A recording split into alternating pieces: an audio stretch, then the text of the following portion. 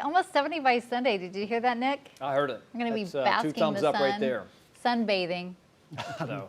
No, Well, I know mean, you could that, probably but- go take a swim in your pool. It's already going to be melted, all the ice. Yeah, With that- right. with that And there high are some temperature. pools that are frozen over. But all right, right now we have Hardin County Judge Wayne McDaniel on the telephone with us. Good morning, Judge. Good morning, Tracy.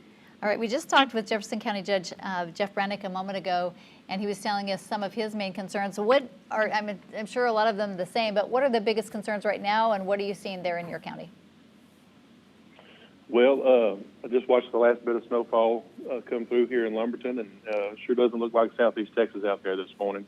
No, it but doesn't. I would say right? my primary concern is those who do not have any experience driving in these type of conditions, trying to get out on the roadway and look around. Just very important that everybody that doesn't need to get out on the road just stay home today.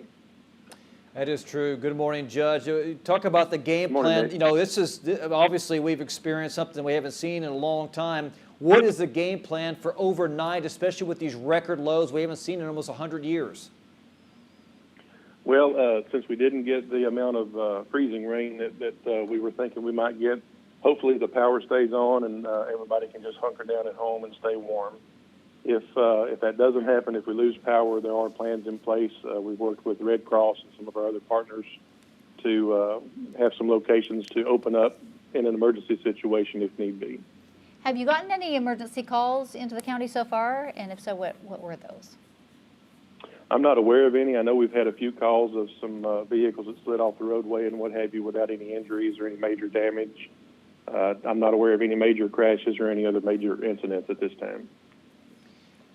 What about the roadways there? Were you prepared to treat as many as we've seen kind of iced over, and especially the bridges? Is it something that, we don't see it hardly ever here, as Jeff was mentioning, these temperatures, very historic. So did you feel prepared? Yes, as best we could be. The commissioners had all of their road and bridge crews out yesterday sanding the bridges ahead of the storm. And, of course, the sheriff and the deputies were out last night monitoring the roadways and reporting back to any of the road and bridge crews where any additional sand might be needed.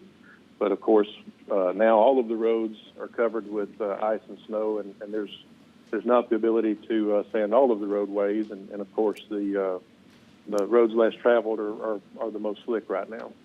Judge, can you reiterate, we were talking about earlier this morning, a lot of people are still heading to work this morning. Can you reiterate, if you have to go to work, how important it is to drive with caution and be safe?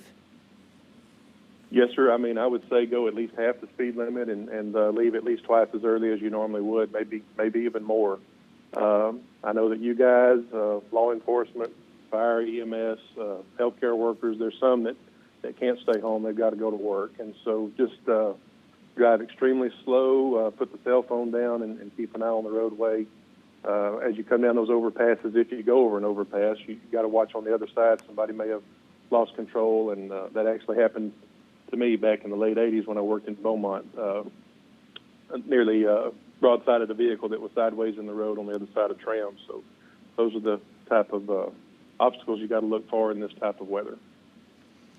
All right. Anything else you'd like to add? I just got word that there have been 5 accidents so far in Beaumont since 8 a.m. this morning. Of course, that's what we're all trying to avoid. You expect maybe to see more of that as the day goes on. Of course, the temperatures are going to keep everything frozen. So if we did better maybe over in the overnight hours. Are you more concerned as the day goes on now?